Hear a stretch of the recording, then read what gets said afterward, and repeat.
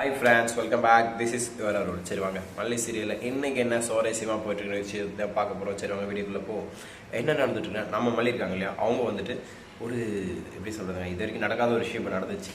இதுக்கு வரைக்கும் நடக்காது. அவங்க கடந்த காலத்தில் நடந்தது இப்போ இந்த காலத்தில் நடந்திருக்கு. என்னென்னு பார்த்தீங்கன்னா, மல்லி விஜய் ரூமில் தாங்க இன்றைக்கி தூங்க போகிறாங்க, தூங்கிட்டு இருக்காங்க. என்ன நடந்துச்சு ஏது நடந்துச்சுன்னு பார்ப்போம். சரி வாங்க, வீடியோக்குள்ளே போவோம்.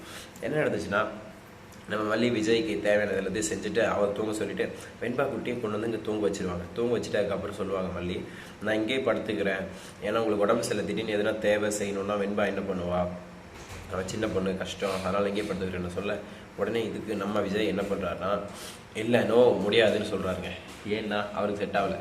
இல்லை சொல்கிறத ஒரு முறை கேளுங்களேன், எந்திரிக்கவே முடியல, திடீர்னு ஒரு தேவைன்னா யாரை கூப்பிடுவீங்க, என்ன பண்ணுவீங்க, அவங்கள வீட்டில் இல்லைன்னு சொல்ல, சரி ஓகே நீ தூங்கு அப்படின்னு சொல்லிடுற, ஆனால் கீழே தான் தூங்கணும் அப்படின்னு ஒரு டீலிங். இதை கேட்ட மல்லிக்கு ஒரே சந்தோஷங்க.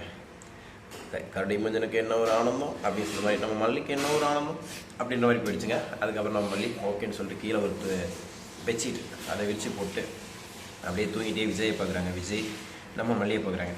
மாற்றி மாற்றி ரொமான்டிக்காக பார்த்துட்டு கடைசியில் விஜய் டக்குன்னு முடிஞ்சு திருப்பிடுறாங்க. ஏன்னு பார்த்தா அவர் கமெண்ட்ஸ் பண்ணுறது பிடிக்காது, கமெண்ட்ஸ் பண்ணக்கூடாதுன்ற ஒரு கொள்கையோடு இருக்கார். இப்படி ஒரு பக்கம் போயிட்டுருக்க, இது எதுவுமே தெரியாமல் நம்ம வெண்பா குட்டி கியூட்டாக அழகாக தூங்கிட்டு இருக்கேன். மல்லிக்கு அந்த வாழ்க்கையை பார்த்தீங்களா, எப்போவுமே கிடைக்காத இடம் அப்படின்ற மாதிரி இருந்த ஒரு இடத்துக்குள்ள இப்போ நுழைஞ்சி அவங்களுக்கான இடம் அவங்களுக்கு கிடைச்சிருச்சுங்க. ஒரு வழியாக விஜய் ரூமுக்குள்ளே போயிட்டாங்க.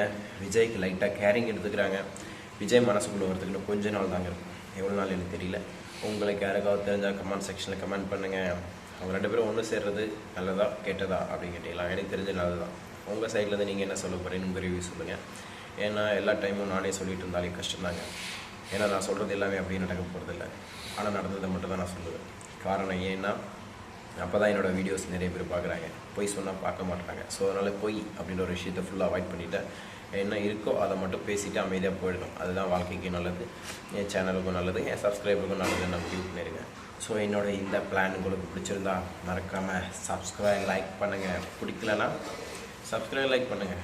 அது என்னடா ரெண்டு பேரும் ஒன்றே சொல்கிறேன்னு கேட்கலாம். ஏன்னா எங்கிட்ட வேறு ஆப்ஷன் இல்லைங்க. என்ன நடந்தாலும் ஏது நடந்தாலும் இதை மட்டும்தான் சொல்லணும்னு சொல்லிட்டு ஒரு கொள்கையோடு. ஸோ நண்பர்களே, thank you so much. Tata, see you, bye bye.